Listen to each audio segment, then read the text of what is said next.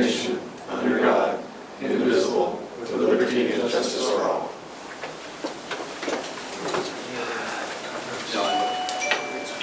All right. Let's go ahead and go to number 3, announcements. Town of St. Paul still currently seeking a town secretary. Please visit our website at stpaultexas.us under government and click on the employment tab for job details and how to apply. If you've already applied, thank you. If we're still going through those motions, so we are still accepting applications. Moving on to number 4, public comments. At this time, individuals are invited to address the council regarding any item on the meeting agenda or on matters not listed on the agenda. Each speaker will be allotted up to 3 minutes to ensure all speakers have the opportunity to be heard and to maintain meeting efficiency. The mayor may adjust the speaking time as needed, uniformly reducing the time for all speakers if necessary. This time, I have somebody who did fill out the public comment sheet. We have, let's see, Mr. Joel Halpin. Please stand and state your name and address. Joel Halpin, pastor of Connection Point Church. We own the property at 2601 Parker Road. Just introducing myself, and everybody knows. We are hoping to begin construction pretty soon on our church, and we're doing everything that's been asked of us, hopefully. So anyway, just wanted to say hello. And if you ever have any questions or concerns with our church, hey, give me a call, and we're trying to do everything right. Thank you. Thank you. Or if you need something, we'll help you out too. Thank you. Can you work on getting Parker Road finished? I'm on that too. Maybe some prayers or something? Yes. Get those Prayers barrels off the street.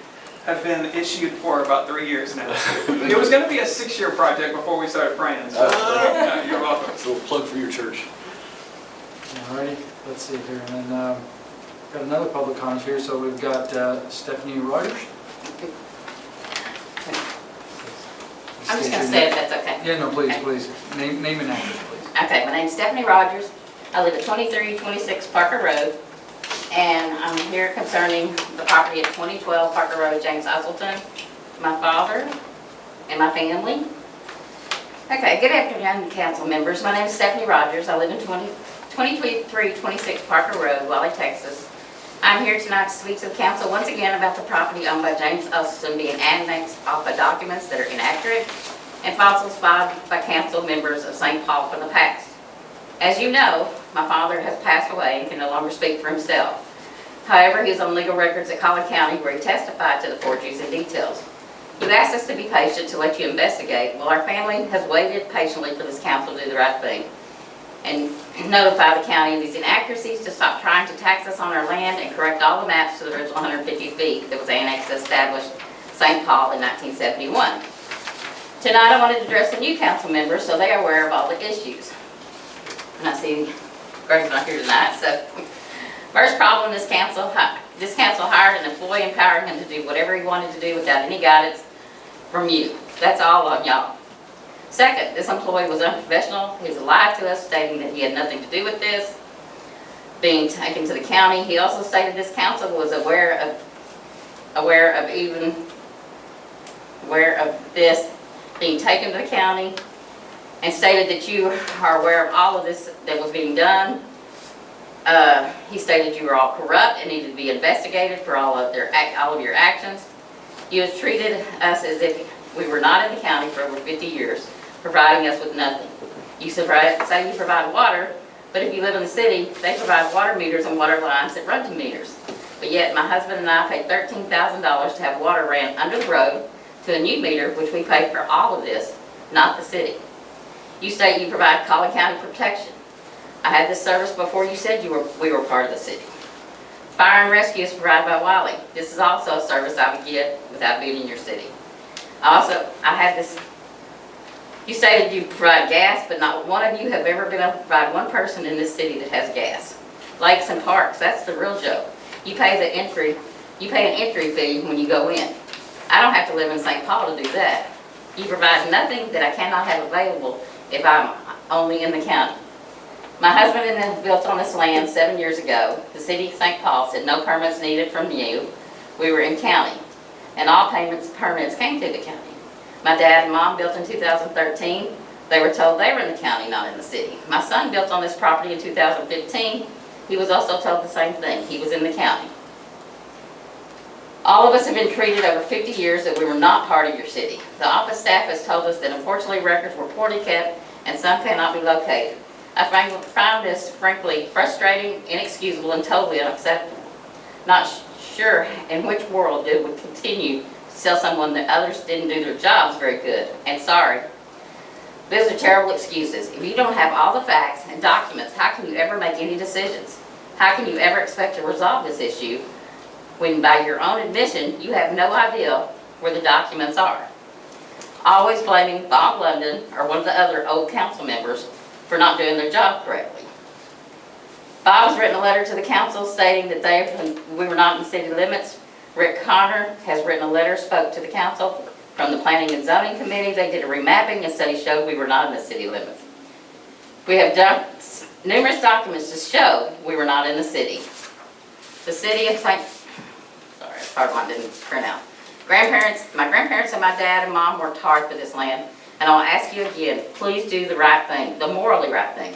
I have to ask you, why would you want to waste the taxpayers of St. Paul's money to pay lawyers to fight this in court and then cost the voters' rights that have been denied too? Because we were never allowed to vote in this city. That's all I got. Thank you.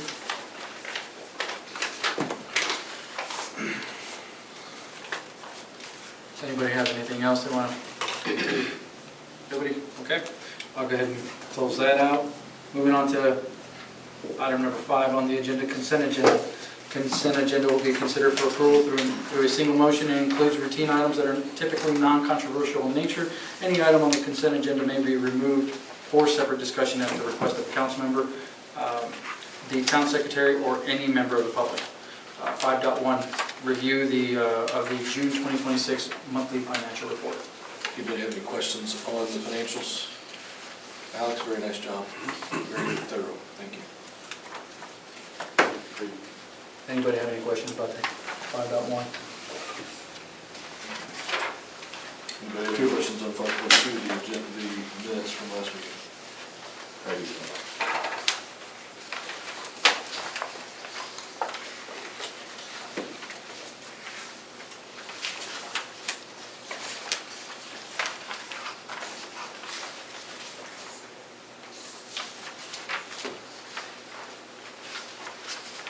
I'm good.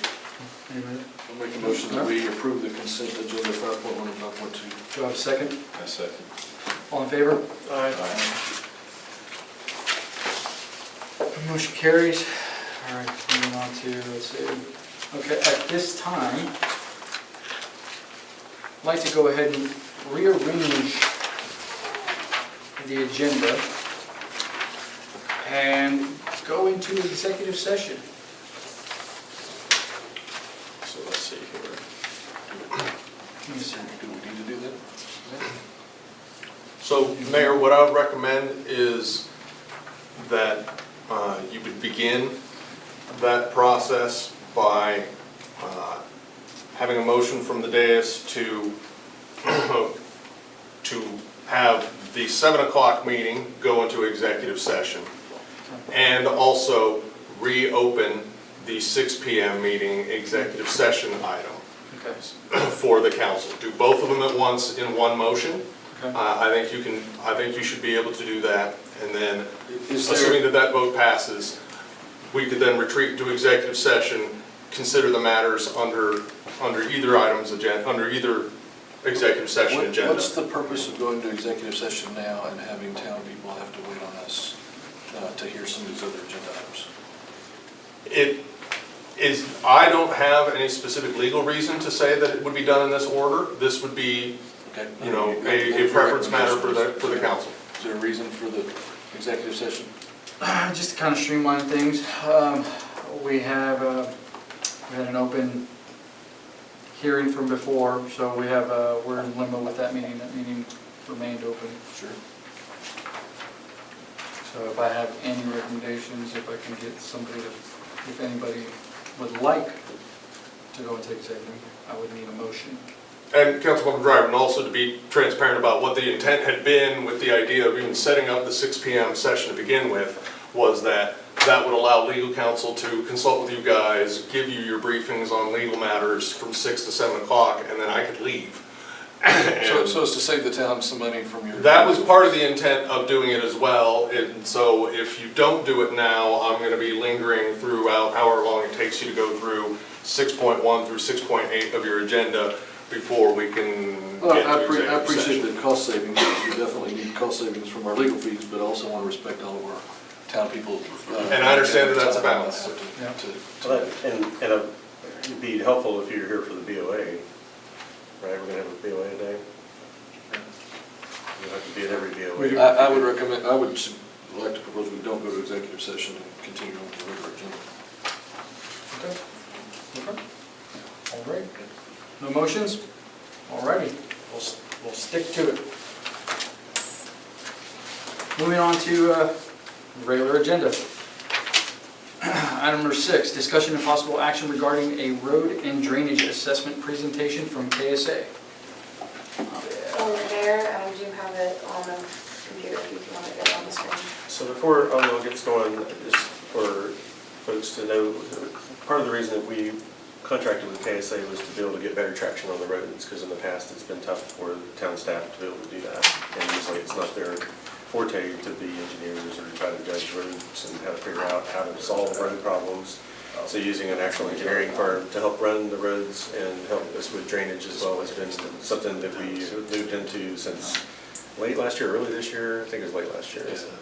Yeah, there was a significant town concern last month's meeting over drainage. Right. And so that also accelerated our need to have you, Abigail, here Sure. to give us some direction on what is most critical and how do we address some of the more Yeah, critical and we flood certainly issues. want to hear from you on a regular basis. I think you're going to come every other meeting or something like that. So looking forward to that.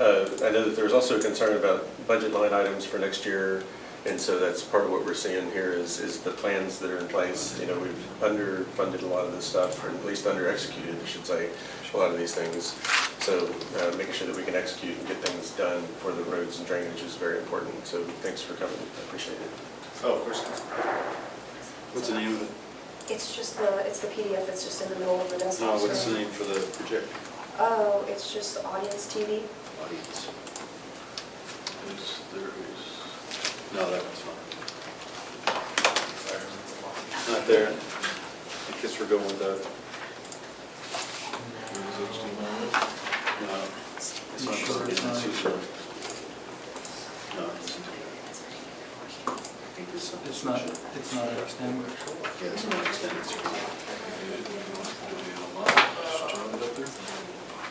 We can do AirPlay.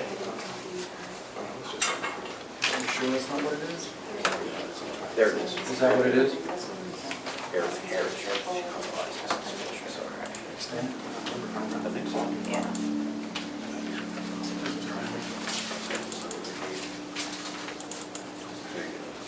There's a password out. What? I'm saying out loud. Better type it. Yeah. You know, type in the password. There's a password that is needed. For, So is it not this? is it that one? Yeah. You just type that. Oh, I didn't know it was that either, so. There you go. Just All A right. handshaking password, Yeah. thankfully, not Not a real. Hey, Alex, before I'll start, Secret. has there been any other town submissions as far as drainage problems or anything in the last month? I think we should have everything, so I've been sending them to Abigail as they come in. Yeah, and one of the, I yes. don't think there's anything new that we haven't already talked about. No, there's been additional photos and things, more detail, that's been great to receive. But no other location problems other than the ones we already know about? Yeah, that's correct. To my Yeah. knowledge, there's no new location issues. Okay, thank you. And we do have a good system of Alex just being able to forward things to me, and then they work themselves into what is being proposed Yeah, today it's one of those for some of the I think they improvements that usually just work. Someone else did call me and message today about tacos on drain. Okay. Just switch. We just gotta keep on them. And fortunately, TxDOT said that it's gonna, It's gonna be internet. what's the password? 4735. or fortunately, they're gonna fix it They will, but it'll take Whether time. it's On their- this on week their schedule. or 2 months. It's one of those days.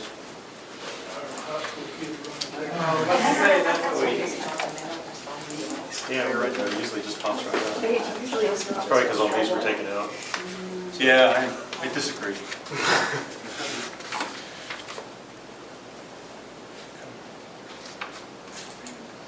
Crater. You start talking, I think it's worth. Sure, well, just to reiterate the intro that Councilor Simmons gave, the idea was to have a more proactive, a little more automated system for addressing citizens' concerns regarding roadway and drainage. And for the initial part of my discussion, I do need the slides, but I can speak to how the capital improvement plan that I'm proposing is structured. Oh, great. And it does try to tries to place improvements in 2 buckets. The larger capital improvements that historically the town has struggled to fund, like larger projects, and the what we're going to call the annual maintenance projects. It's your potholes, it's the localized drainage that every year those can be addressed with hiring a contractor and just go out and fix things. Usually lower budget, quick turnaround types of improvements.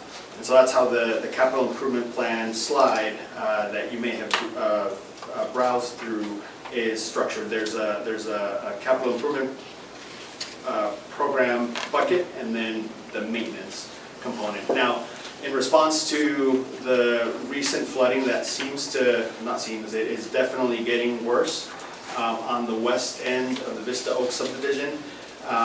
Well, that means that the plan, which is intended to be a living plan, shifts, and so there is quite a bit of a focus on that.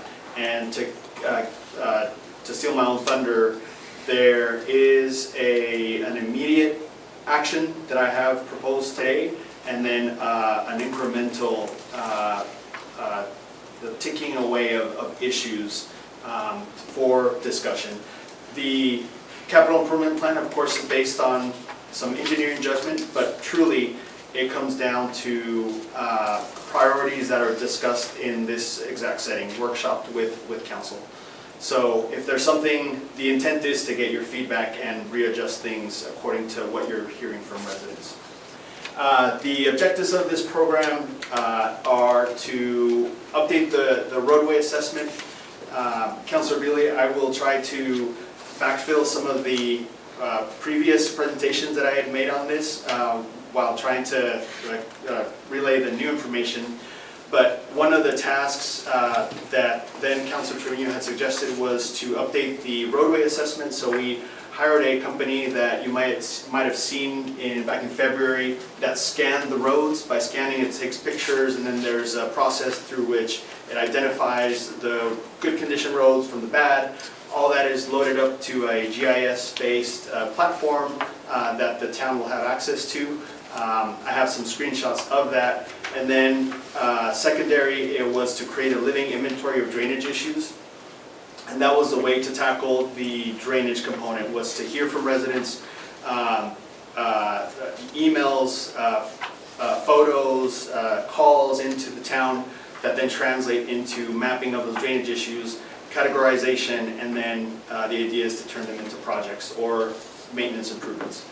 And then moving forward, it's to actually manage the annual roadway maintenance project through a small contract through a local contractor, and then to plan for your larger capital road and drainage projects, which require some design, going out to bid, and processes that I know the town hasn't had to undertake in a while. So, and Mayor, I'm sorry, I'll keep asking you to scroll here and there. And then scroll down, please. So here's a view of a screenshot of the GIS platform. As expected, the roads that you all know are in bad condition are reflected as such. The way it works is the system has little breadcrumbs, so from this distance, it's hard to see, but each line is made up of dots. Each dot has an associated photo, and it helps me identify how to target the improvements and assess what is needed to be done where. Now, you might say, well, yeah, we can go out and look at it. The idea with this program, aligned with the goals that Councilor Simmons had envisioned and that Council directed us to do, was to establish a good baseline. One of the things that I stressed in previous presentations is that my intent is to set up a process that needs me less and less over time, so that you don't have to pay for me to do everything, to be so hands-on. As staff changes, if you swap me out, you have this template and this process to be able to benchmark where you are now and then evaluate that things are actually getting better. So this scan is actually today pretty inexpensive thanks to AI and technology that's out there today. And so my thought is to, the scan was done in February, and once you do improvements, maybe next year or the year after, you do another scan, and then you start being able to track improvements through the town.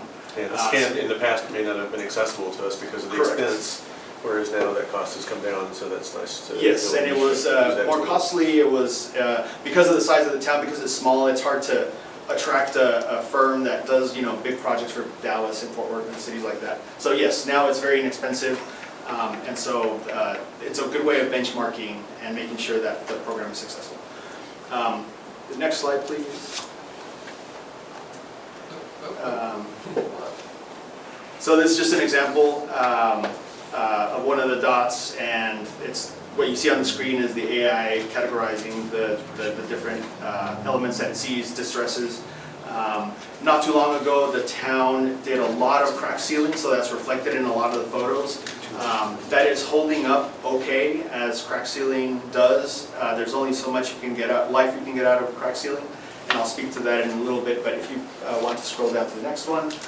This is a filtered view of the worst roads, no surprise.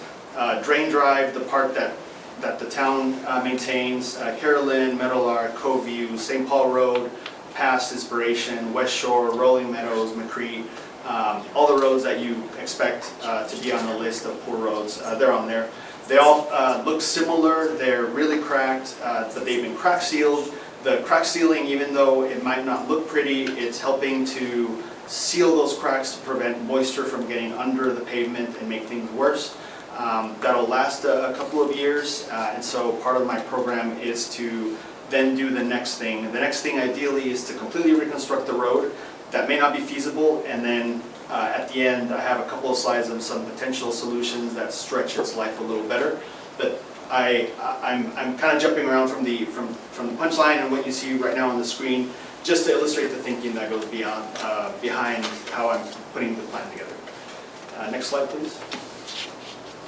This is a view of how I'm tracking your drainage issues. So every time Alex gets a call, forwards it to me, I identify it, and then I have notes on a spreadsheet of what the issue is, what the source might be.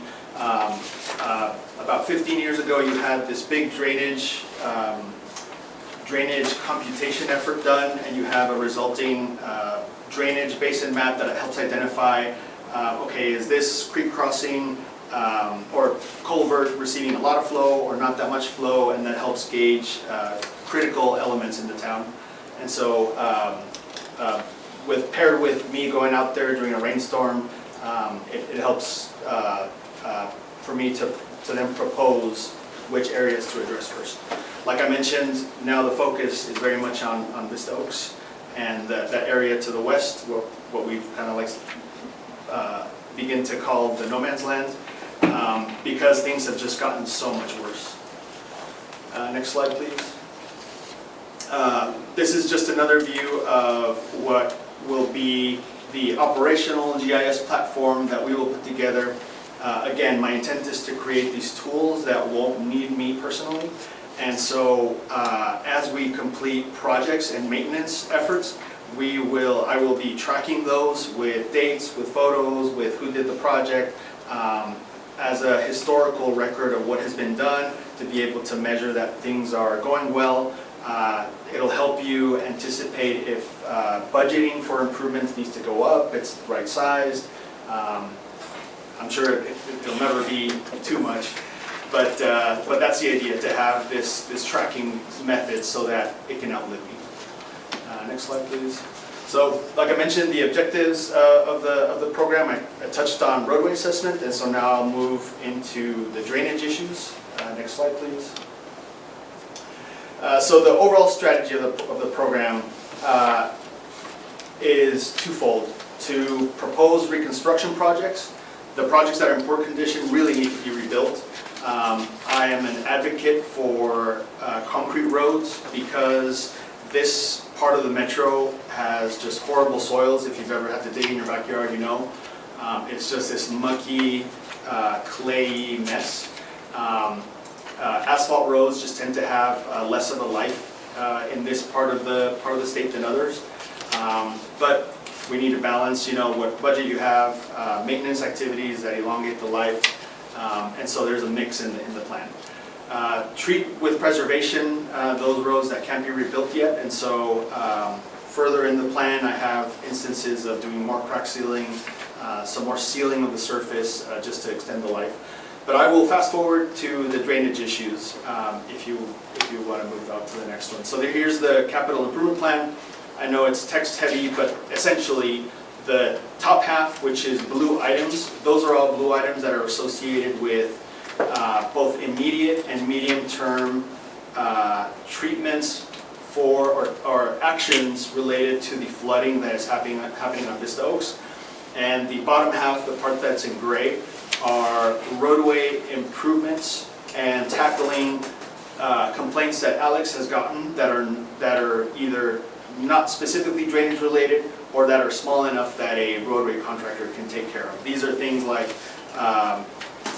broken curb, little nuisance drainage that is blocking a driveway, and things like that, and then doing some sealing work. I have a view that lays this information on a map, and so that's why I'm going to gloss over the fact that there's a lot of text, because I have a map that explains things better, particularly for the drainage component. Next slide, please. So now I'll jump into a little bit of history and background and some of the things that are important to know to put into context what is happening in Vista Oaks. I will start by saying that I've never been able to find a drainage report or a design for the subdivision. I find plats, I find some references to easements, some historical documents that are at the county, but I've never been able to find a drainage master plan. I'm sure there's a design out there, and maybe one day we'll find it, but I've just, so everything we've been able to piece together over the years that I'm going to display here is based on what we've been able to find. The area shaded in blue with the very dark and bold line is the contributing basin that impacts that no man's land area. So if you picture a rain over that area, everything that falls within that border ends up in the no man's land area. So it might be bigger or smaller than people expect. And to orient you here in the audience, that yellow line, I kind of highlighted where Parker Road is. And then there's a couple of locations that, just to kind of orient you where you are. Parker Road crossing at the top, there's the Lakeway crossing, the Cascades Lake are along that little blue river that is headed towards the red bordered area, which is the no man's land. To the west, on the west end of the bordered area, you have Newport Harbor, the subdivision in the city of Wiley that actually drains to the no man's land area as well. So this is just to give you a sense of how much water this area receives. The photo there on the left is a box culvert that is the outfall from the Newport subdivision into the no man's land area towards the south. Can I ask you a question? Sure. Is the stuff in your capital improvement plan, this is purely our town's responsibility, nothing shared with Wiley, correct? It is just a collection of improvements. As far as how they get paid for is not addressed. Okay. So I will touch on some of the potential for shared responsibility on the no man's land area, but this is just what the improvements. Okay, so this is the cost to fix what you see as the problem, but it doesn't necessarily address if it's all our Cost sharing, responsibility. Okay, thank you. Now, I know that the context of why you're asking that is because for one of the projects that it has now gotten pushed down a little bit on the capital improvement plan, the Lakeway Crossing, there is some discussion to be had with the city of Wiley about cost sharing, and I put together some of the tables showing, what that might look like. Okay, thank you. But yes, those are, that's finer tuning once we tackle each project, is kind of how I'm looking at it. Here's a view from the plat for the Vista Oaks addition. The Vista Oaks subdivision was built in 2 phases. This plat is from around 2004 or 2005. For those residents that have been here since then, you know that most of the homes in Vista Oaks were built around 2005, 2006. Forgive me if I'm off by a year or two. And then the Newport Harbor subdivision to the west has existed at least since the 2000s, since like 2001 or so, late 90s, and correct me if I'm wrong. In between the two, there is a strip of land that is identified as a lot that was developed and established with the Vista Oaks subdivision. It's Lot 1. That's kind of the official lot, the numbering of that lot. It is owned by the HOA of the Vista Oaks subdivision, which records reflect that it does not exist anymore, or at least it has gone into dormancy. I am not an attorney, but I remember exploring this with Alex and Scott a couple of years ago, and records kind of show that it's dormant, but that might have been a strategy by the developer to not have to go through the lengthy processes of dissolving the HOA, but when it's dormant, the HOA responsibilities are placed into limbo. So now that places that lot that is basically owned by all of the residents and not a single resident in limbo as well.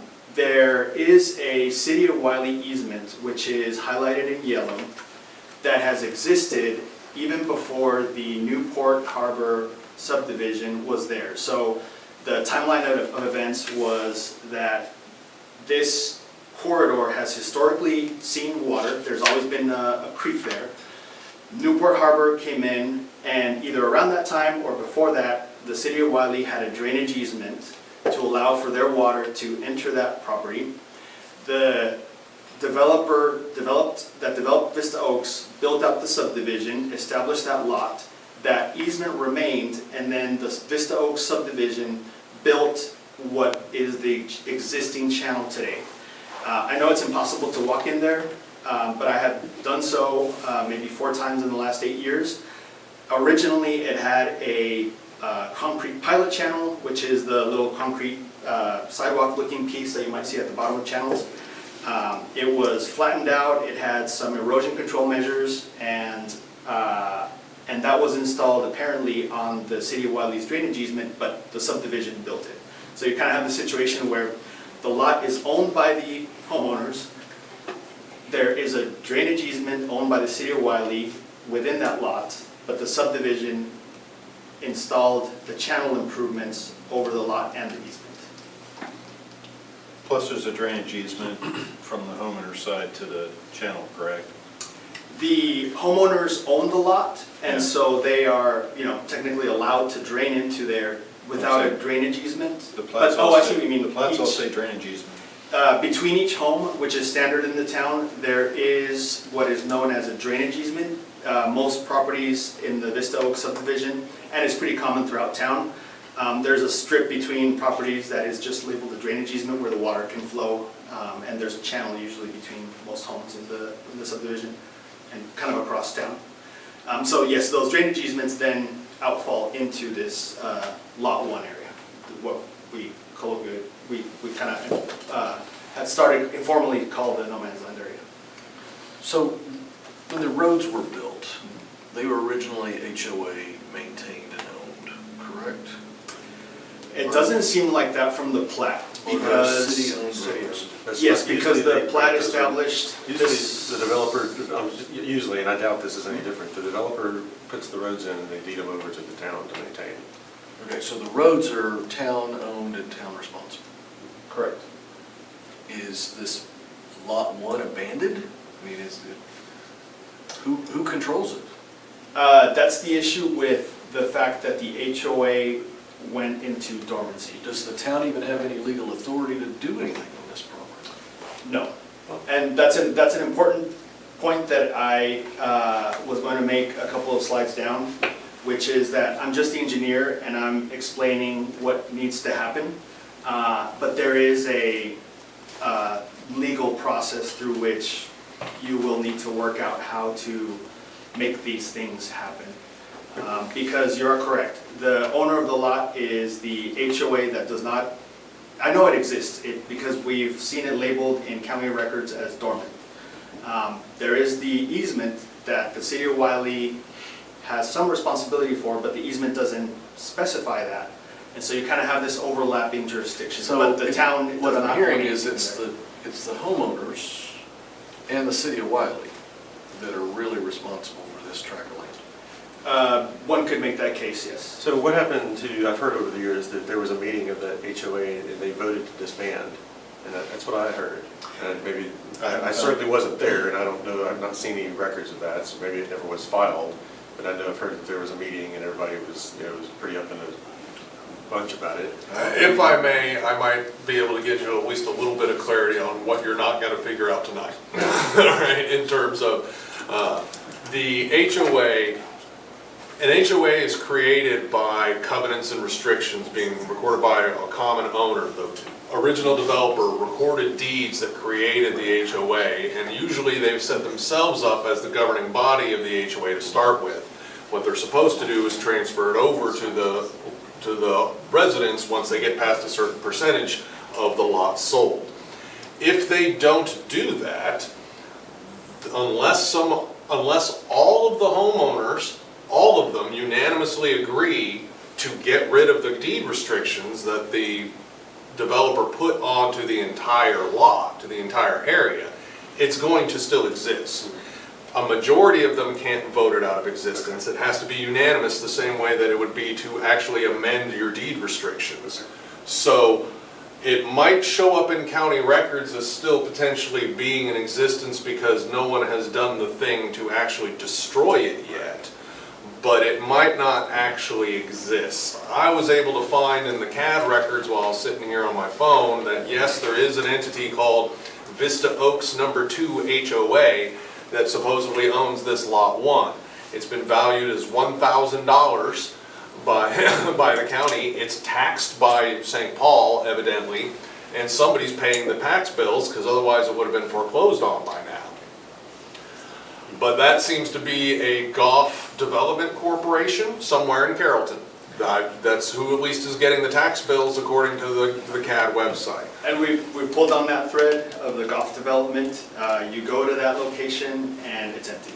He went bankrupt years ago. Yeah, so somebody though must be paying the tax bills to whatever extent there are tax bills for that for that lot that is valued at $1,000. What I can say though is that what is more substantially important for you at the immediate purposes right now of trying to wrap your heads around what do you do about drainage and how do you figure that out.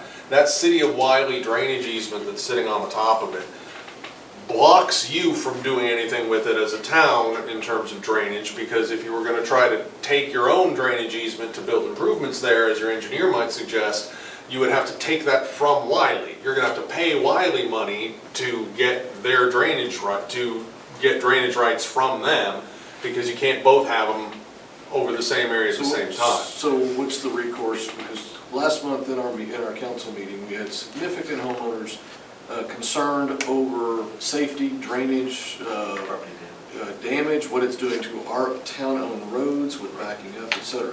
And so now that we know we can't do anything on this, do the homeowners just need to sue Wiley to get this maintained?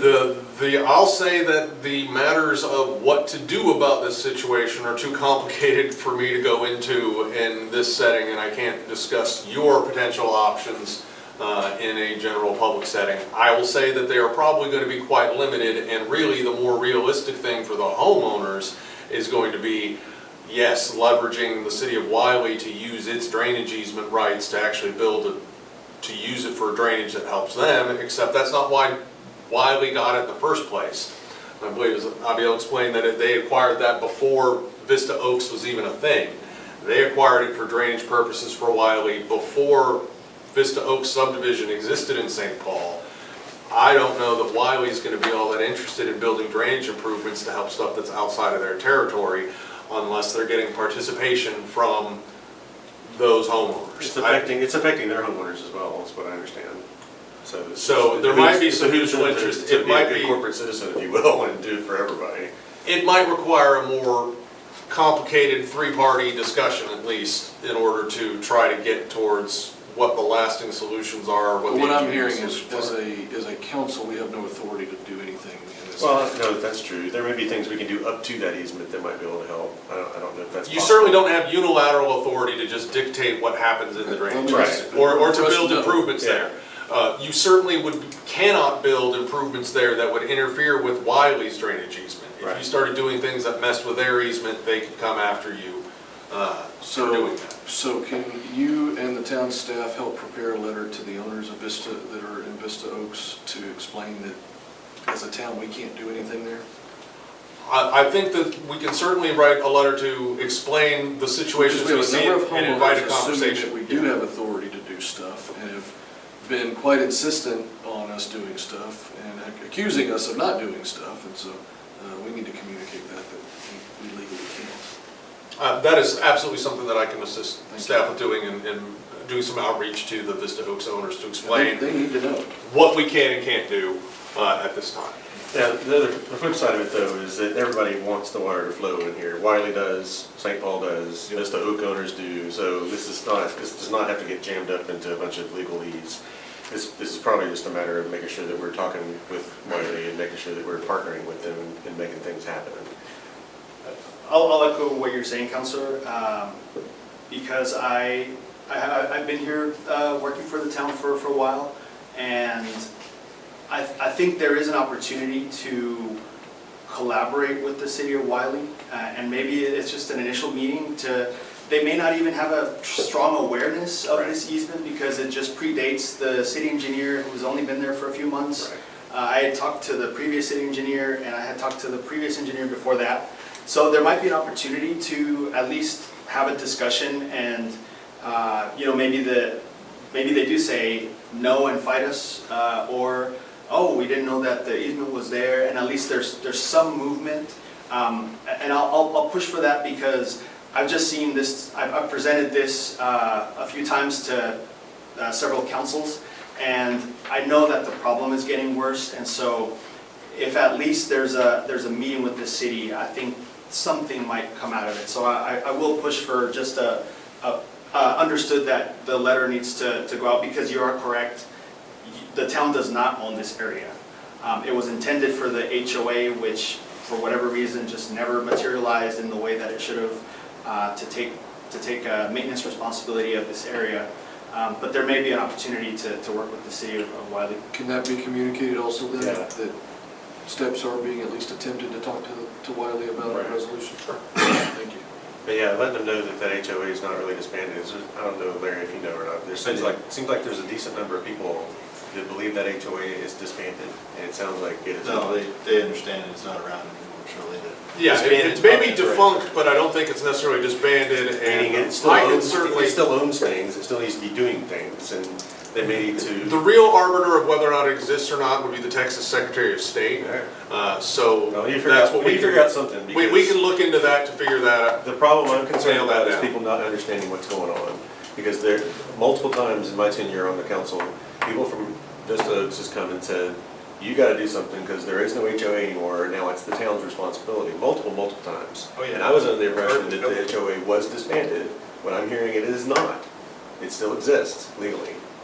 If there was not a unanimous decision from all the deed owners of record to file the appropriate paperwork with the county to destroy it, Right. I would presume it still exists. I haven't yet checked the records to verify that's the case, but that's certainly what we believe has happened here today. So, Mr. Rakash, there's one thing I have a question. Your partner said that the city does have the ability to work on easements.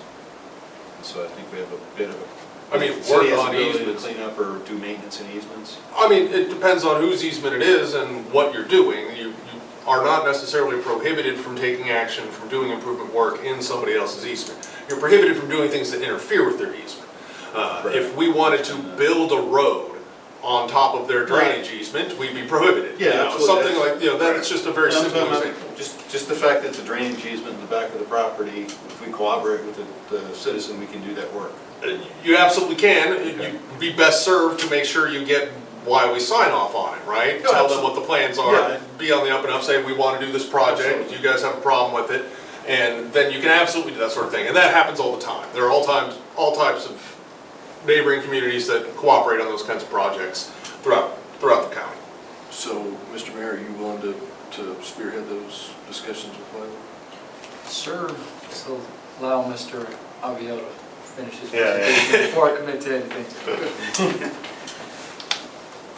Totally understood. This is just an aerial view, just to give you a different perspective. It zooms out a little more.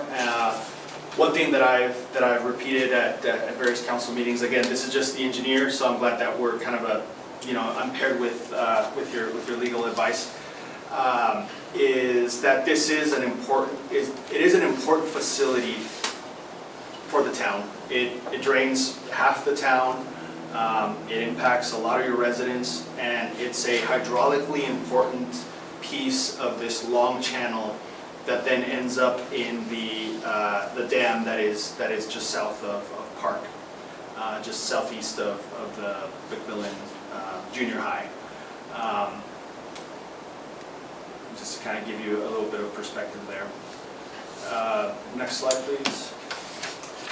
What I did is, like I mentioned, I've been out there a lot, so I kind of have a perspective of how it's changed. But one thing that I had never done was actually pull from a lot of resources, historical imagery, just to give you a sense of something that is what I believe is a primary driver for why things are getting worse. So this is around 2001. To the left, the homes that you see on the left is the beginnings of Newport Harbor. To the right is the virgin land where Vista Oaks sits now. It's just kind of like a snippet area. I don't remember which street that is, but it's kind of on the south side. Here is 2005 when the roads start getting built. You start seeing the channels that go between the homes. Those are where the drainage easements are, in between the homes, that then lead out to the no man's land area. One thing that no, that's okay, thank you. One thing about the drainage easements and things that you can do in the easements versus the no man's land area. When you are making improvements to a drainage issue, you always want to start at the bottom and work your way up. If you think of a clog, a clog in your drain, you might focus on the clog, or you might make the opening of your sink bigger.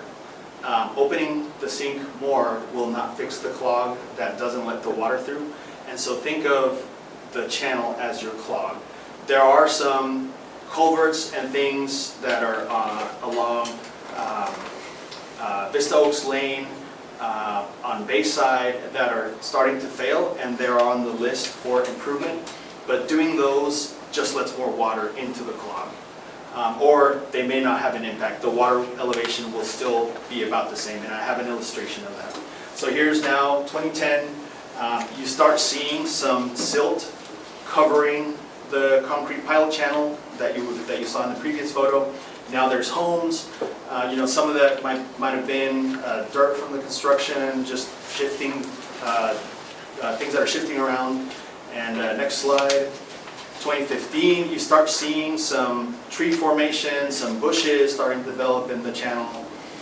Next slide. 2016, you start getting really bad erosion. Now you can see on the right side of the channel, the water's forming its own creek and just making its own way. Now when you go to certain areas, there's actually ponds with snakes and stuff living in it. And now fast forward to 2025, and now it's just a jungle. It's just purely a jungle back there. It's impossible to walk in. I've tried multiple times through the Bayside neighborhood coming down the channel, through some of these walking, kind of meeting neighbors. I've met a lot of neighbors out there just to kind of walk through things, and now it's impossible to walk back there. These are just some photos. The photo on the left is from just a few weeks ago, walking in through the alley in the Newport Harbor. That's as far as I could get, about maybe 15 feet from the drainage box. Something else that's happening is the feeder channels, and I think the picture on the left, on the right is might be on the Bayside side. But you're getting just dirt that's kind of shifting around. You can kind of see how it's kind of bulking up the channel. You have grasses that are getting overgrown. And with the rains recently, you're just fighting the battle with the weeds out there. Next slide. This is an instance where two channels are supposed to come together, and you're supposed to be able to see this 50-foot clear view through all the way up to the main channel. So you can picture how hard the water has to get through these areas. Next slide. So this is just kind of I know it's obvious, but it really helps to, I thought this little exercise could really help. So on the top is just a illustration of how the subdivision was originally designed. There's about a 100-foot wide channel that was established with the Vista Oaks neighborhood. Understood that it's on the City of Wiley's easement and all that. Homes on either side with a concrete channel at the bottom. The water elevation was designed at a certain level. I don't know what that water elevation was because I could never find the design. But what's happening at the bottom is two things. The vegetation is overgrown and the bottom is silted up. You can no longer see the concrete channel in a lot of places. So that means that the bottom has been raised up either inches or feet, I'm not sure. What happens with the cross-sectional area of the water is water will still go through at the same rate, but now it needs more cross-sectional area to do so. So what does that mean? That means that the water in the channel gets raised and that travels through the entire subdivision because the subdivision is just laid so flat. We call that the tailwater, and so if you picture a long river that kind of has a starting point over here and then trickles down here, the water over here, if it outfalls to a lake and the lake level rises too much, then you just start flooding the creek, and that's what's happening. This is acting as a lake. The water has to move so slow because it has to make its way through these 25-year-old trees, so the water elevation is rising, is my best assumption of what the main issue is in this area. So, notwithstanding the challenges, I'm just the engineer, so yes, if you go to the next slide. If this area was just outright owned by the town, this would be my action plan, 4 steps. Number 1, clear all of the overgrowth and expose the pilot channel from the no man's land. That's your clog. I as an engineer, want to bulldoze all that stuff and then be able to simply see what's out there. And then be able to get survey shots, assess the damage to the channel. That overgrowth has certainly undermined the channel. It may not be there in certain areas, might have been broken up, etc. Number 2, clear the overgrowth from the direct feeder channels. So from some of the easements where the town has been in there to clean things up. Now clean those up again. Number 3, evaluate the condition of the channel and design improvements that target restoring the original design. Earlier it was mentioned that there is a sensitivity to the fact that this is one piece that is in the town, but this discharges to the south. For better or for worse, to the south is a private property where the channel goes back to this little tiny channel that then gets routed through some private ponds. So unless you were open to turning this into a science project in the immediate term and modeling what is happening out there with a sophisticated computer model that targets not disrupting what's happening to the south, then my immediate suggestion is to restore what was there before. Because that was designed and there's evidence of how it was designed. Because the concrete channel is there, so the idea would be to restore, and the property to the south would only see the flow conditions that they saw when the subdivision was installed. The red dots are 2 locations out of several out there where we've met with residents where they're complaining about the culvert not handling the amount of flow or things going on. Well, it turns out that these specific locations, one on Bayside at the bend, and then the other one on Vista Oaks and Hickory, well, those are on the main channels that drain most of either Bayside or Vista Oaks. So it makes sense that these are the locations where issues are starting to pop up. But the clog needs to be unclogged, and then you start tackling things upstream. If you don't mind going back to the slide. Then on the bottom is one of the longer channels on the south that is also seeing issues. Same idea, there's an overgrowth of trees. The channel is no longer a channel. In fact, in some areas where you're supposed to have a channel, there's a hump. Dirt might have been piled up over time. It only takes a few years for this clay material to just kind of get lifted up and shifted around. So there's also an issue down there. Now down there is a drainage easement that the town owns, but again, the clog needs to be unclogged first.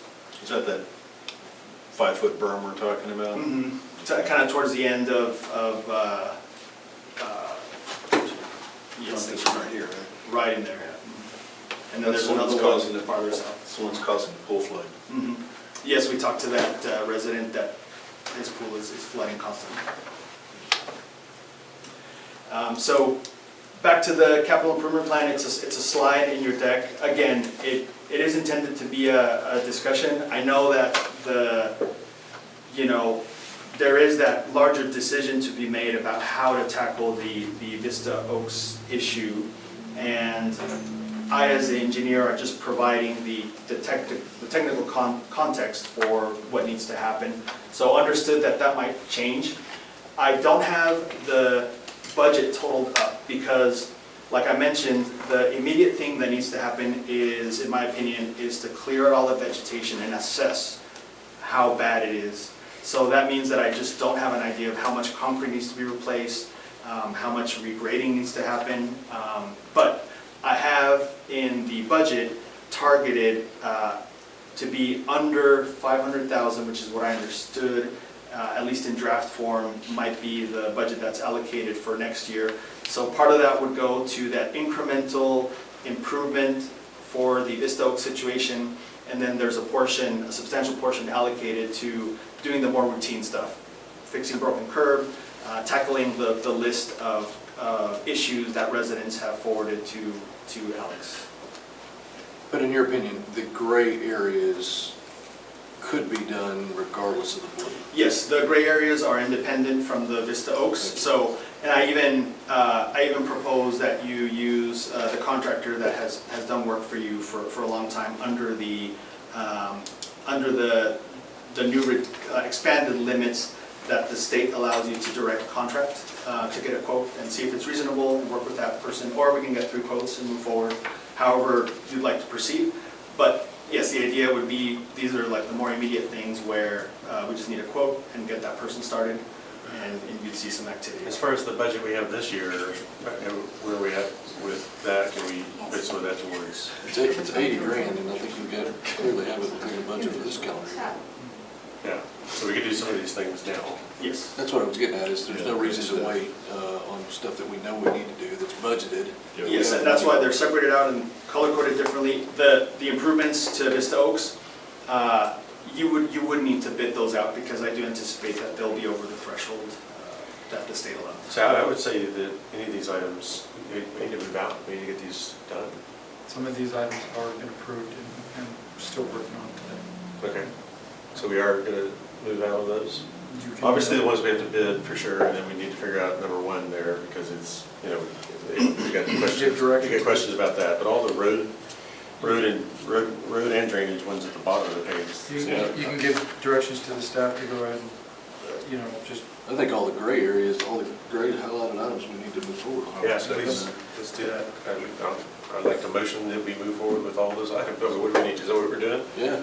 Because I want to make sure we get this done. So end of Gray That's my Shore, intention. end of West Shore Drive down to to? All the gray areas that are roads that are obviously our Done enough. responsibility. Okay. I mean, you know, you want to let Abiel finish his presentation, and then you guys can make a motion That's after fine. that. I'll hold my motion. Okay, thank you. Next slide, I think I'm towards the end though. I'll breeze through these last slides. It's things that I've already mentioned, but I've covered the main things. Next slide, please. I just wanted to be able to talk about what you're seeing on a lot of the roads and what might be some solutions that are a little bit new to the road, new to the town, and I wanted to make sure, and I will repeat this at multiple council meetings. So like I mentioned, several of your roads are in poor condition, which is what that representative image is up top there. That has been crack sealed. The crack sealing is intended as a Band-Aid. I say that in a good way. It's intended similar to the Band-Aid. It just kind of keeps the crack in your skin from being infected, just as the Band-Aid on the road keeps water from getting under the road. But it'll only last for a certain amount of time. There are two types of treatments for protecting that Band-Aid. And one of them is chip seal, which is essentially a mixture of thinned out asphalt, so like really liquid asphalt, that is then treated with what we call chips, but it's really just small rock. You may have seen this in counties, because counties use a lot of chip seal. Once applied, it will look like a brand new road, but it is not intended to last like a brand new road. It is intended to extend the life of a roadway that is in better condition than what I'm suggesting to use in the town. But given your limited budget, I think it's a strategy that can be implemented, tested out, however you'd like to phrase that, in the town. And I've targeted some locations for doing this. Next slide. This is another treatment option. It's less expensive. It's called the fog seal. It's essentially just the thinned out asphalt. This is often used in parking lots where the roadway looks like jet black, and it's because all you see is the sealant. It's used on driveways a lot. This might be useful in some of your really low volume roads, so like your McCree's or the end of Carolyn, where it's just a really low volume. It can't handle a lot of traffic. And I just want to start introducing some of these treatment options, because as they start showing up in some of the suggestions, I just want to make sure that everybody understands how they work, what they do, what they don't do. But they're effective things to extend the life of your network with limited funding. Okay, so, yeah, I did the math, and it's $82,000 for all the items from end of West Shore down. What is NA mobilization and contingency? Is it? The contractor will charge for bonding, insurance, getting the equipment out there, so that's a line item for accounting for that expense. So I'm fine with making a motion that we move that, but I would like to include on that motion maybe a 10% variance for overage. You know, if something comes back at 6,500 instead of 6, I don't want it to wait a month to have to come back. Right. to us. One thing I did want to mention though, in terms of priority, because I know we're focusing on the lower cost items, but in terms of priority, is anything in the blue a higher priority than maybe some of the things in the gray? Even though I understand those can be contracted out easier, it's the only thing I'm kind of missing from this. Yeah, that's a great question, Counselor. I tried my best to identify some of the culvert crossings that maybe could be improved in the gray. It throws some of the things that some residents have really been complaining about for a while out of whack. But to Councilor Dryden's point, the items total less than 100,000, which is your limit for direct contracting for that purpose. If there is the good news that some of the items underrun or running under budget, I want to be as conservative as possible, because I know the town has really limited funds. You are not the city of Plano that can just put out a project, and if it's over budget, you just go to council and ask for another $1 million. And so in that conservative attitude, if there are opportunities to then bring in some more improvements, we certainly will. But some of the things that need to happen on Vista Oak are these individual big ticket items that also need some design. So that's the other element. What you see on the gray, I can ask a contractor, meet him out there, tell them what to do, and be done. The items in blue, needs some engineering drawings. Got it. So there's just a delay, a Well, time expense. to Kristen's point, is anything in the blue clearly our responsibility that we can even do the work? Yes, some of the two culverts, the one on Bayside that is starting to fail, and the culvert along Vista Oaks, those two are kind of within. I mean, if those are, So, if those so are having, wait a minute, ours. so having, just if you don't mind, so having watched this episode before, what happens is we go start working those, oh, out of time, new budget year, start all over, and then we get back to this point again the next year and we haven't done anything. So that's why I think it's very important, if we can move out and get this done. I agree. I don't want to see the same episode next year. So I'm fine with putting those others out to bid, you know, if the bids will last long enough for us to start in the next fiscal year. But we really need to get stuff done, man. As long as it's within our authority to do it, yeah, for sure. Well, all the ones down there from, I'm talking about the ones in, I guess, gray or whatever that color is. So some of the- Those are all the ours. gray for sure. Yeah. So the How ones, about the blue? some of the The- ones in gray have already been approved, okay? So there's, it's not a total of 82. Okay. Okay, so some of Okay. these items have already been approved Okay. and are already in motion Good, good, good. to be completed hopefully by next month. Okay. So, but there are other items on here that we can replace that should be addressed in this gray that would fall in this gray category from a monetary perspective. Okay. So, you As know, long as we're making progress. So I wasn't aware that there was some that are already underway that are on that list at the bottom there. Yeah? Yes, I think you're referring to the curb ramp improvements. Yeah. So yes, there are some items, but I totally agree with, the items in gray are things that only take, each item takes about a week to complete, maybe less. So I do suggest just getting these done. It's pretty close, the 80,000 is pretty close to the limit. Things are not getting cheaper, they're actually headed in the other direction. Right. But of course, if there is an item, the one that comes to mind is bulldozing. If every contractor has some mechanism to remove trees, and so if there's some remaining budget, that could be an item that could be added, which is to clear out a channel and help them start unclogging that drain. It's kind of my thought. Is there a channel we clearly own? Well, He said there were two that were clearly Well, our what he's talking about on here is you're talking about the culverts to fix, right? But you mentioned There earlier, are- to fix the culverts, we may impose further flow to Sure. the downstream. there are two types of channels in town. There are the ones that are in the right-of-way, that presumably are in the right-of-way. And then there are the channels that are in drainage easements, that's all the plat says, but the Yep. town has historically cleaned them and maintained them. So you're talking about drainage easements. Drainage easements. This is what you're talking about. So if we have extra funds and what's left here, we go do some of the Yes, drainage and- easement clean. And what I can plan to do is set the gray items in motion, and once we have a really strong handle that these costs will remain, I can come back to you before that contract closes to see what else we can add. So while the mobilization's Yes, already while moving. the contractor's still in Got town. it. Makes sense to me. So can we just, I don't know if y'all heard what he just said, maybe you can say it again, because I think there's, Yeah, what we can do is, with your okay, we can set the plan in motion for the gray items, and then as the contractor is nearing completion or halfway through, where we know for sure that the costs aren't going to exceed, what they quoted us at, then if there's funding that's clearly going to be left over, then we can tack on some work and get some more stuff done out of the blue area. But I would come back and kind of present where we are and see if anything can be fit in. so if somebody wants to make a motion for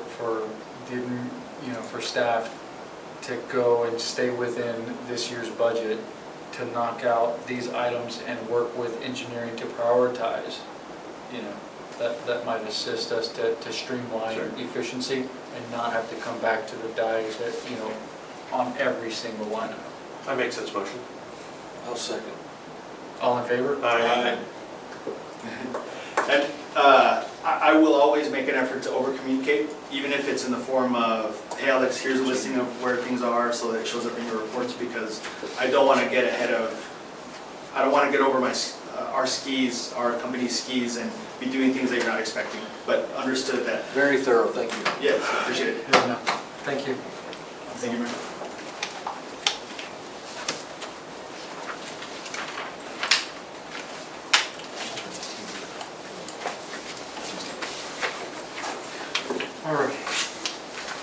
Moving on to item 6.2. Actually, did you get those names? You got the? Yep. 6.2, discussion and possible action regarding ordinance 290-26-07-13, which regulates the placement and construction of fences within town limits. So I'm going to just jump in quick in this one. Part of this is I sent it back based on the feedback from the last council meeting. I sent my feedback, let's just try and simplify things. Councilwoman Bailey suggested something even simpler. I think we forward that to P&Z and let them run with this. So just forward them the comments that Kristen has provided. Both of us and Okay, try so and I'll send them streamline. both comments Yep. and just, I okay. would like to concur with Kristen's recommendation that we don't need a 14-page fence ordinance, that it needs to be much more simplified and scaled down, user-friendly. So these were supplied today? Is it literally today? Yes, she sent them to me today. Because I hadn't had a chance to look at them. Yes, it's okay. That's why I included them for you. She was taking the spirit of simplification further, Yeah. which I love. Yeah, and so I can give you some background. So I had read through the fence ordinance. I was not at the last meeting, so a little bit behind on my comments, so feel free to take time to look at those. But generally, I think, look at other neighboring cities, like City of Lucas, they have a 3-page fence requirement. Even the City of Murphy has 7-page. So I thought ours was a little bit long in general. I kind of feel like once you get a lot of more detail and complexity, sometimes it's harder for residents to even understand what it means. There's some that I was even reading, I'm like, I'm not sure if that's our intent, is that what we mean? If I'm questioning it, certainly a resident is going to question it. So I think in general, in the spirit of kind of making sure we're clear on what we're saying, there's probably an opportunity to simplify it. And then there are some specific sections where I did call out some concerns as well. For example, like if you're going to sell your property, for example, there's some language around like non-conforming fences that I thought had significant concerns about, because that could be troublesome for someone who's trying to sell their house. Where does that cost go to? Is it the seller, is it the buyer? Are they aware of this ordinance? So I think there's just some things that need to be worked through a little bit more. So the P&Z is required to go through fence ordinance, is that right? They're the ones that drafted the original ordinance that you guys looked at, and they made that recommendation to bring it up to you, yes. Okay.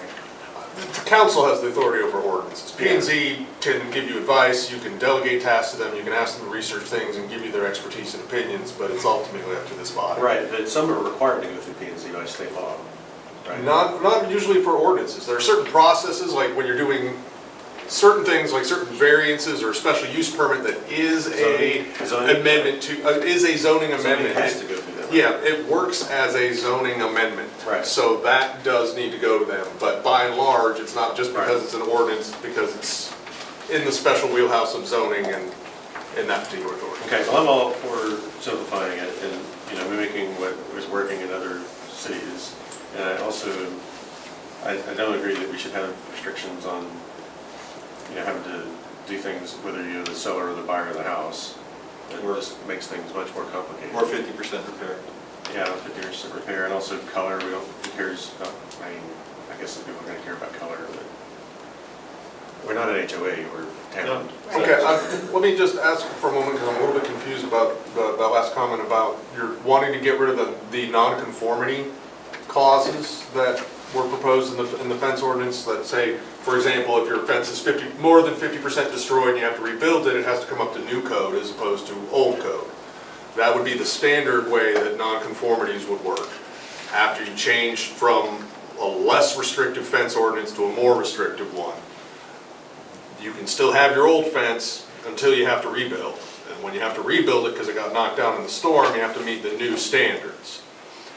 Where some ordinances in some cities will mess with this or address this in different ways is they treat the change in ownership, that the event that takes it from one household's homestead to a new household's homestead means that you stopped being a homestead for a minute in there, all right? For a minute in time where nobody lived there and it wasn't anybody's residence, and that can trigger the loss of vested rights, the ones that say that you don't have to update your stuff because you've been here for so long. The new event and the new family moving in can cause people to have to update to move along to a new thing. Just like if a business closes down in a certain space and a new business wants to come in, they might have to update the electrical, they might have to update the plumbing, they might have to come up to code where they were allowed to be out of conformance before. You have options for how you can decide to treat that, and you can keep stuff where it essentially never has to come back to meet your new standards. It just means that you're going to have these legacy properties throughout your city, throughout your community that will have fence standards from 10 years ago or 20 years ago or 30 years ago. At the same time, you've got other people that are having to do brand new construction that is entirely different. Y'all can do the crazy quilt however you want to. I'm just trying to understand what you were discussing in terms of eliminating these requirements to come up to the new standards, because that seems like it's going to be a tricky legal part. I just wouldn't want to put it on the seller or the buyer to try to come up to a new standard if that fence is in place and it's been there for who knows how long and it's not in bad repair. And what that's effectively doing then is saying that new regulations are meaningless for certain properties, because they're just going to be old enough that they're just going to be able to have that kind of fence forever. Which, I mean, we haven't had an ordinance in the past. Yep. Is my understanding, and so. I'm not trying to I guess invent I'm not trying to problems. upset, I'm not trying to upset the apple cart too much, right? Because I really don't want to have a flood of people filling up the whole room in here saying, what'd you do? Because this isn't fair. We like the way it is. But with new things that are going on and new fences that are being put up, I can see why we would have a fence ordinance that would make sure that, we're. For some communities, most of what they're interested in is not so much deciding what goes there, but at least crossing some things off the list to make sure that certain things aren't going in there. Right. Certain types of fences are not gonna happen. Yeah. It's not so much that you care about what the final products look like for everybody else. And if that's where you're going with that, you might have no issues with this whatsoever. So I just was trying to understand what that comment was about whether or not you wanted things to vest or not. And I'll wait and read the ordinance. Yeah, and I think there's some opportunity, right, where it's like, we could lessen the complexity. I mean, you have Cia Lucas, who has very nice areas, right? And they have a 3-page fencing ordinance. So, I mean, I think if you kind of think about conforming standards and aesthetics, I think we can get there maybe without this 14-page document that could potentially pose hardships on our citizens. I'm able to say I didn't read or write the 14-page fence ordinance that you guys are talking about, so I can readily believe that there's room for streamlining. So I think for this to be successful, at least to earn my vote, I would not want to have restrictions for sellers and buyers of properties. Just if you want to pass that along to P&Z or if they're watching on YouTube, that would, because I'm not going to vote for one that has that in there. Then I think it's in both her comments and mine as Okay. well. Good. So the action on this item is just to refer it to P&Z for further development of the draft, and then to have recommendations to bring back to council with a hopefully a streamlined fence ordinance. Yeah, I haven't had a chance to read through all of the comments. So color though, it sounds like unnecessary to remove qualifiers like color and quality and things like that. Yeah, I mean, I think there's just so much detail that we can kind of minimize it. I think also, the definition of what the fence is, I think it says it's 18 inches tall, which kind of looking at some other fencing regulations, they're much taller than that. I think 18 inches, right? We're talking about a very small fence here. So some of them don't seem very workable. And I think the other thing too is, and maybe this was clear to others who read it, but not to me, is do we want the ordinance to apply to the bordering property? Because I think there was some language in there that was a little bit, I think someone had also previously mentioned this in a previous meeting. Are we talking about regulating also fencing within a lot that's not bordering neighboring property? So if not, we should make it clear. So I think there's opportunity to make things clear of what are we intending to actually regulate and not regulate. Yeah.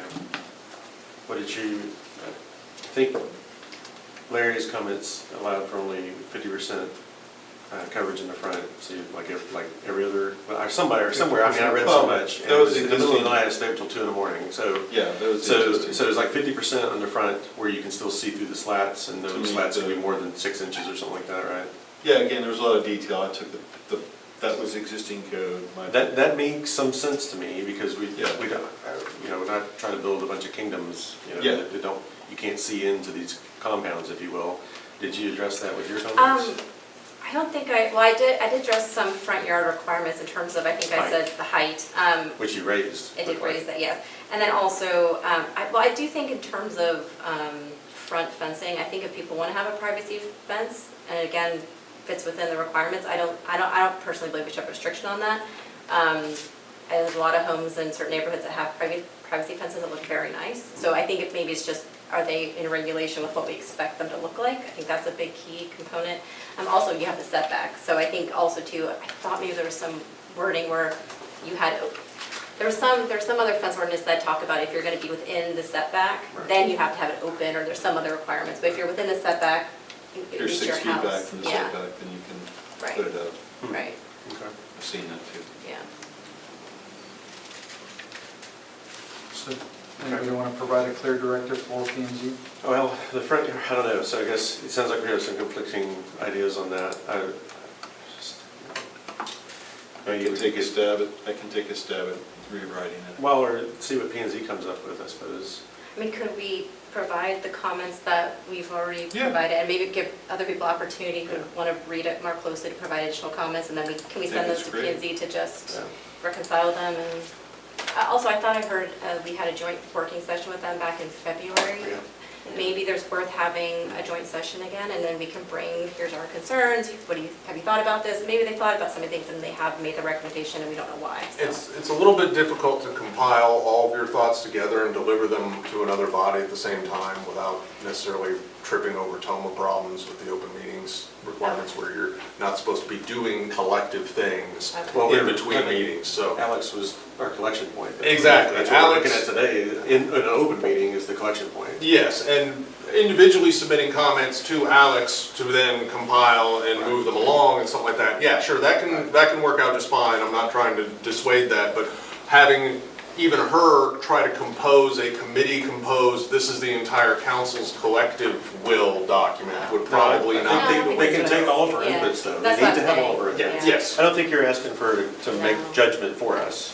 No. Yeah. No. I didn't understand that to be the case at all. So I think there is a correct way we can do this, and I can help out, work that out, and we'll be fine with That'd it. be So helpful. Yeah.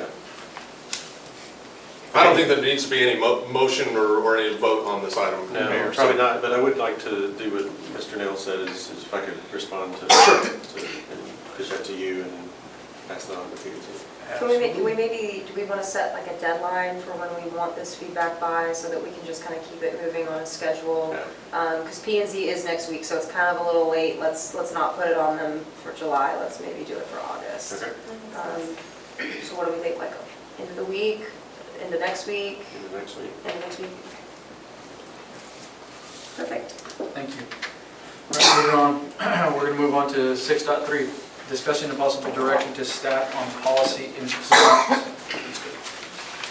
So I'm going to go ahead and read the consent agenda. Item is on the agenda at the request of a council member. This is meant to be a recurring topic on the agenda, and its purpose so that council may address changes that may be needed to internal policies and processes during this time of limited staff.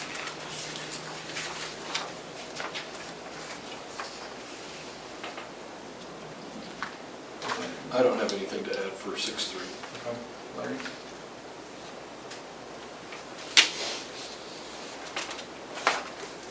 We just someone else. Okay. I don't think that. Covered it. Yep. Simmons? No, I'm good. Going back to I think the only thing that I thought about in this process, is we started working on HR policies and stuff like that yet. The only thing we have really is the PTO policy that we did some amount of months ago, and even that's already going to need some rework. But no, there hasn't been any further efforts for anything new. I'll make a motion, we table 6.3. Do I have a second? Second. Yeah. All right. Robert, all in favor? Aye. Okay. Anyone opposed? All righty.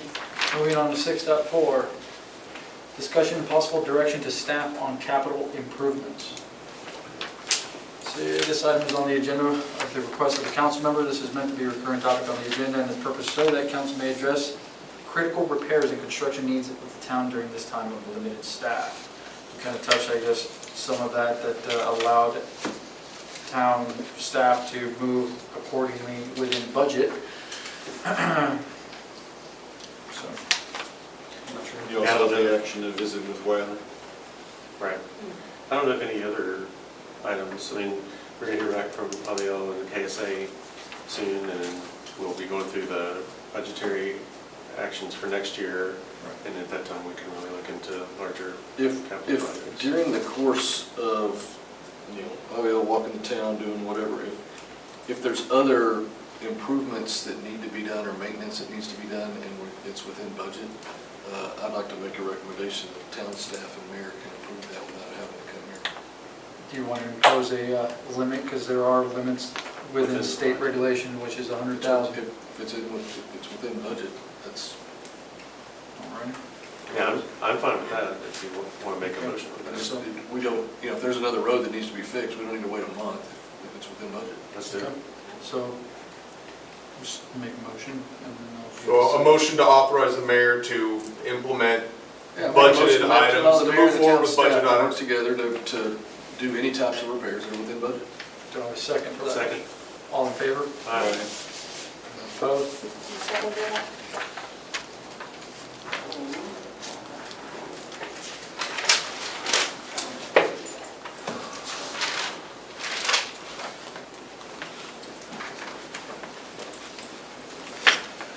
Moving on to 6.5, discussion and possible action regarding recruitment strategy and professional recruitment services for the town secretary position. I ask that this item be placed on here for the council to review. The town is currently seeking a full-time town secretary and is considering the assistance of a larger recruiting firm to assist with the advertisement and screening of applicants. On June 23rd, the mayor authorized staff to post the position on Indeed for 15 days for the cost of $555, so that the town would have the opportunity to review applicants at a lower cost. As of July 7th, 2026, 330 applicants have submitted interest in the position through the Indeed posting. There have been approximately 10 more applicants that have applied through the town's website posting. Tonight, the council will review the contracts proposed by the two recruiting firms to determine if they want to select one for recruiting assistance or if they want to pursue applicants from other sources. So after we did have a meeting, and I did ask town staff, authorize town staff to go ahead and post this on Indeed. I guess we did ask a proposal for DC Consulting, since their scope of services, or the request was to no longer be a interim position, to be a full-time staff. The previous contract was only payment if they provided something. The two proposals that we have here are not that way. They are a fee for service. How do you feel about the candidate pool that we have so far? Out of the first 100 pools, so I took a time and said, okay, this will be pool 1, pool 2, pool 3. Out of pool 1, I've selected 20 candidates, and out of these 20 candidates, there is a power in numbers. So if given the directives by council, to make attempts to reach out to them. So is it your recommendation that we hold off agreeing to either contract for professional search? At this time, I would say that it is in the town's best interest to allow staff to move forward with communicating with the pool of applicants. Okay. So we can start disseminating the applicants and putting them through the process, and then potentially making an offer. At that point, it'd be coming back to you guys to see what type of compensation package you wish to provide, and we can go from there. I'm okay with recommending that we don't engage with either consulting firm, search firm yet. Yeah, I'm fine with that. I agree. Head them up and move them out is what it sounds like, is what I'm thinking in my head. Along that line, is we already kind of have a budget for what we can pay them. So do we need to have another circle back, You don't need to have another circle back if you decide to, make a motion for allowing town staff to fall within budget for... Because I'm concerned we're going to lose some of these folks, because people are trying to find jobs. They're going to wait for us to have another meeting, Absolutely. So Well, if we need to have a specially called meeting, we can also do that. That's true. That's true. If it goes outside of the budget, or... Yeah. Or if we would like to meet with this person as a council first. 'Cause Yeah. They will be serving at the Council's pleasure of the council. That's true. I think in the past, we've done some kind of preliminary letter to them saying the intent is to hire, but we need need you to come to the meeting to have final vetting or whatever the wording was, I forget exactly. I can select a pool of 3 applicants, the Yeah. final 3 applicants, and, and go from there. If I don't find anybody within this pool, the intention is to move to the next pool, and so on and so forth, and then present, those qualified candidates, or at least what we deem qualified candidates, to the council. Right. So, no motion, don't move forward with recruitment. Cool. Well, no, recruitment strategy for you. Right. Yeah, don't use, We're authorizing you, but. don't use these contractors. Yes. Because we already have enough candidates, and I'm fine with you coming up with 1 candidate. If you want to make it 3, I guess that's fine, but I'm fine with you picking the person, you and Alex picking the person you want. And it is coming to us for final approval if you need. One thing, so Alex can maybe distribute out qualifications, resume, just not to a group, right? I mean, you're able to at least to send it out directly as long as we don't comment on it. And- You can receive information Right. from staff Okay. very freely Yes. without having an issue. It's So just your ability to communicating talk through the amongst each process, other or back at us. communicating who the final 1, 2, 3 people are, or stuff like that, and that we can at least review qualifications. Absolutely. Yeah. Perfect. Okay, let's do that. Is that clear enough for you? Yes. Is that good? Okay. Larry, do you have any? Okay. Moving on to 6.6, consider an act upon amendment number 6 to Collin County contract number 2020-371 for jail services fiscal year 2027. I move to authorize the staff to execute the Collin County municipal contract modification document for jail services effective October 1st, 2026 through September 30th, 2027. That's second. All in favor? Aye. Break the law. Motion carries. You break the law, you're going to jail. We have to do that every year. Yeah. Well, you have new council persons on the dais. I read it though, it looked good. It's pretty straightforward. Yeah, About one of the simplest ones we could possibly yeah, do. that's fine. And one that I don't think has ever been No. used. We have never paid them a single Yeah, dime so on this since it's we affordable. started. Their chart showed, at least for 5 years, that it was zeros. We've only had it for 5 years. Think further back, there was some. If anybody decides to be, an offender, we have rent spaces available at the Collin County Services. So, 6-7. 6.7, consider and act upon the amendment to court order number 2021-109-02-01 to Collin County contract interlocal agreement for road and bridge improvements for fiscal year 2027. So this is if the town is currently in an interlocal agreement with Collin County to partner together on road maintenance and repairs for shared roads or roads that abut town property.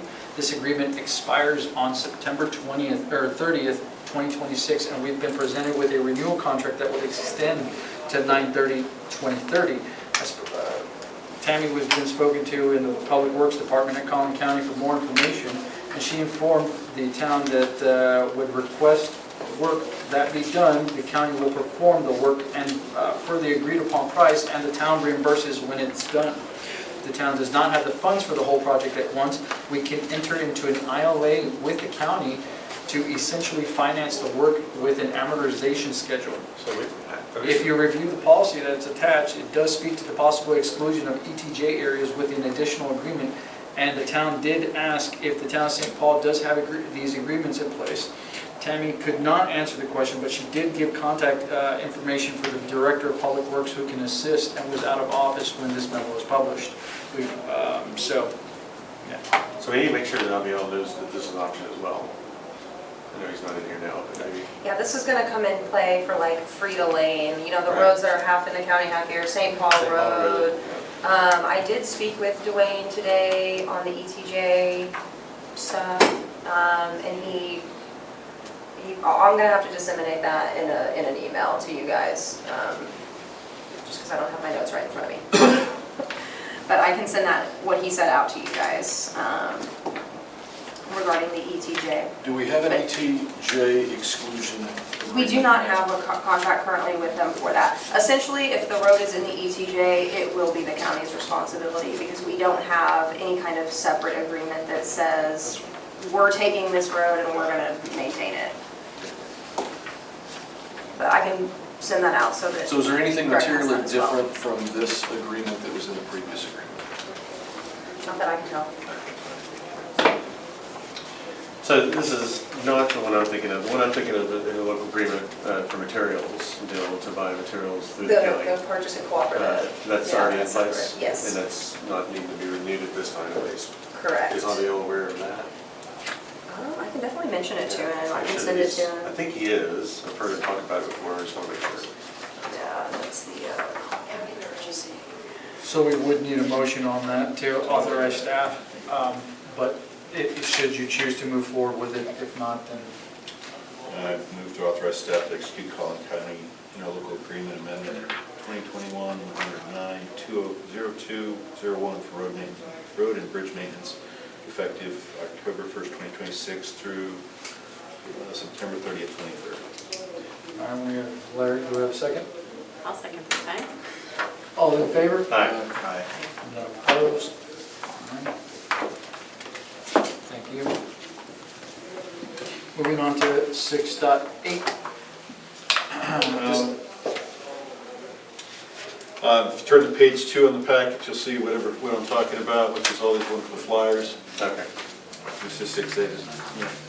Discussion and possible action regarding an ordinance to regulate the distribution of unsolicited printed materials. 6.8. Larry?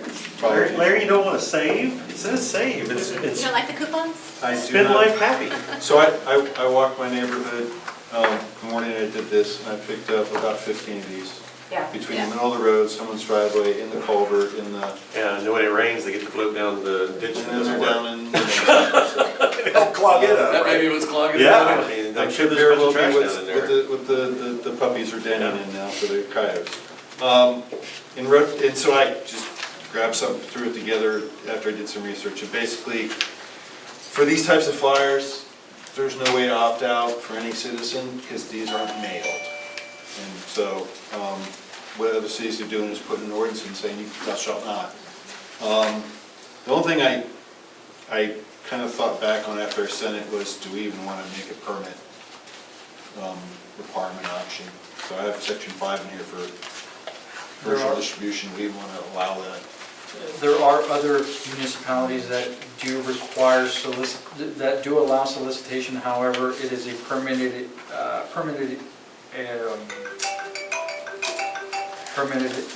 Absolutely. Yep. What about, So, I mean, that there's is still people that something get, I don't know if my mom still gets, I think she still gets the paper.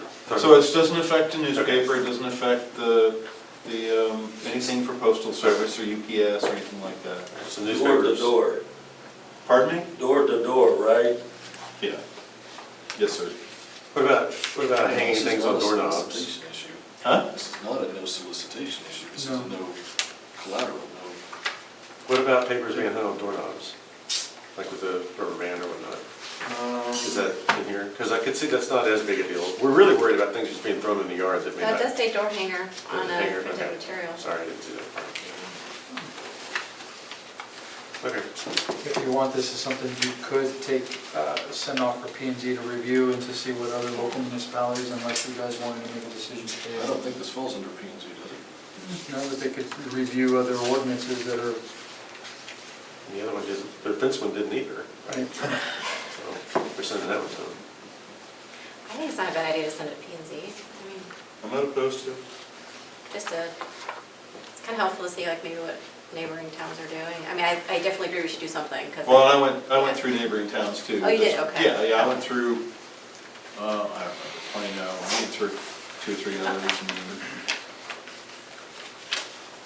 did some other research. Or we can table this until a new town secretary can. I definitely, if we do send it to P and Z, I'd like to see what they think about things being hung on doorknobs, because, I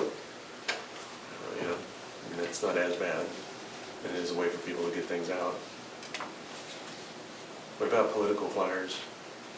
Somewhere in here I said that this, Because you can't restrict those, right? You can't restrict those. Yeah, there's a state rule about how you can tell out those. And it's kind of in the same vein. And is it only commercial? Commercial, is that the focus, just commercial only? Okay. yes ma'am. you could allow if you allowed solicitation, making it a permitted activity, then you could, Right. if homeowners had any questions, then they could refer always back to the town, say, hey, yes, this person is a trusted individual, this person is not. So, Well, this is just for unsolicited printed material. Correct. Not right, but if you want to not for- bucket that Not into it. for a human solicitation. Yep. So do we want a more comprehensive approach? There's a couple misspellings in there, in fact.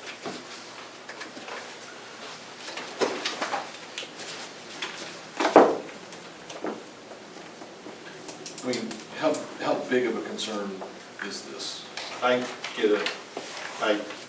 gonna walk tomorrow morning probably and pick up another 14 to 20 flyers, because I've seen it already. Is that frequent? Is it most of the ones on the driveway that you're mostly concerned about, or is it also like they're coming off from like the doors? Because I agree with you, on the driveways all the time, it does drive me crazy, and sometimes a couple times a day I pick those up.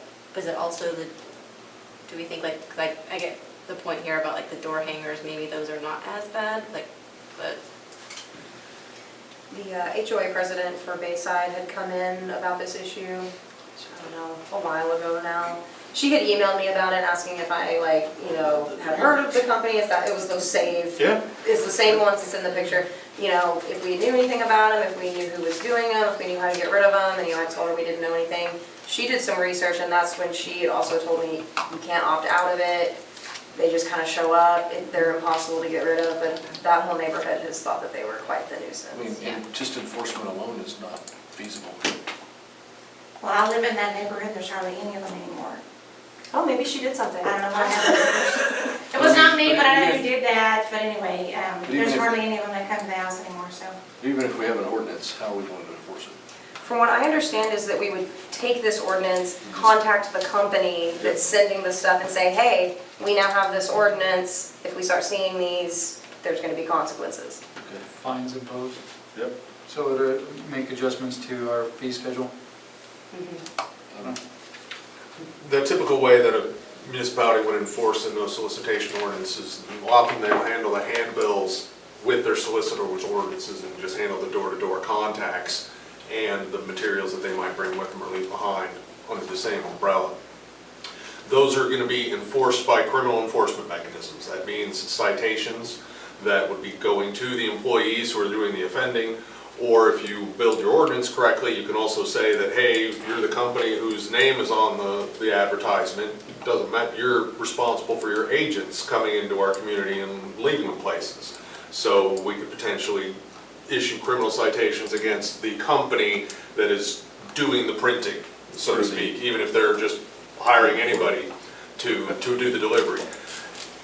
The difficulty, of course, there is finding out who they are, delivering them with legal process, and then convincing them that they're going to come show up to a municipal court in order to answer to the charges, which they may say that they're just going to pay the ticket, in which case they pay the ticket and nothing changes. So you have to issue lots of tickets in order to make it financially punitive, and then it becomes a difficulty of how often are you going to patrol, how often are you going to be able to catch these people, that sort of thing. So enforcement can be tricky, but that's how you do it, is you enforce via criminal citations. That would then, in this community, go to the Parker Municipal Court, since now that's who you've consolidated this city's court with.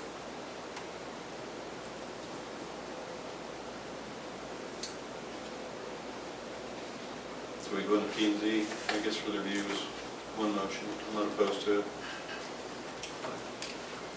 Yeah, I mean, it's only 5 pages, I mean, it's a pretty quick review, I think.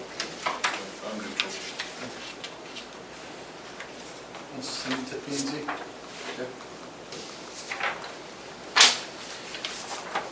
All right, here.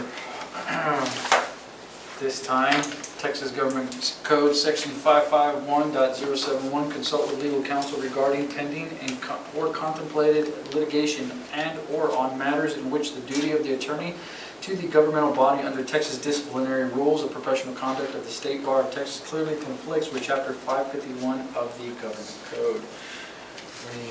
What's the next process? Well, Mayor, it depends on whether or not there's any interest from the council in going into executive session on any of the items on this 7 p.m. regular meeting agenda. anything from the 7 PM regular meeting agenda. Does anybody want an executive session consultation about any of those items? Not for I me. don't think so, but the BOA for sure. Okay, so but that'll be, we haven't convened that meeting yet in terms of the ZBA items to do.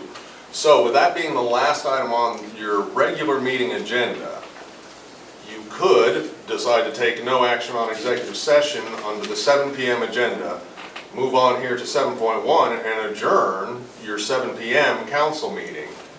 And then if you wanted to, this could be a time to insert let's go back into unrecessing the 6 PM agenda to have the 6 PM executive session items slotted here. Okay. So is there not anything that we were going to discuss outside of Board of Adjustments with the attorney? Well, again, under the 7 PM meeting, no. Not to my knowledge on the 7 o'clock agenda. So also, Councilmember Simmons, let me point out that there's not any executive session items listed on the ZBA agenda. So there is no opportunity for the Zoning Board of Adjustment to consult with legal counsel on this posted agenda. So I can certainly remain for their meeting and potentially give comments in open session that are fit for open session discussion. If there are legal questions that it's not going to be giving away farm or state secrets and stuff like that, that can happen. But generally speaking, I cannot consult with the ZBA about the substantive matters on their agenda for that night without it being. Okay, I mean, I'm not the one that called for it, I thought there was something we were supposed to talk about, so that's, It's at the 6 o'clock. Yeah, it's the 6. It's the 6 o'clock agenda. so what are we doing that one? Since I wasn't informed we had a 6 So o'clock then, meeting. at this time. And how did we hold a 6 o'clock meeting without a quorum?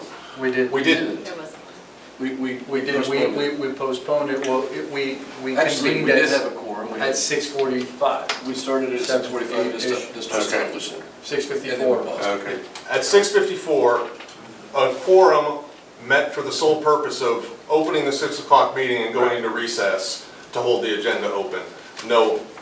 Nothing was So anyway, inserted. when are we going to do that one? So now I'm going to continue, I'm going to move on, we're going to move on to 7, we're going to adjourn 7.1, discuss about future meeting agenda items. Does anybody have anything for future meeting? Oh, for me, oh, I'm sorry. 7.1. Not at this time, but I might in the future. Oh, was there the one, the City of Wiley meeting, is that something we've already done, I think, right? To talk through about the drainage issues? Do we need to set an agenda item to talk about that, or no? No, at this Okay. time, yeah, no. Okay, not at this then time. I don't have anything. I think that's going to be the recurring 6.4 discussion policy direction for capital Okay, improvements. awesome. So I'd like to make a motion that we adjourn. Oh, Or gotta seven. allow Larry the opportunity. Do not. Okay, cool. So you make motion for adjournment? Yes. Do I have a second? That's Larry seconded. All in favor? Aye. Aye. And that concludes this meeting at 8:47.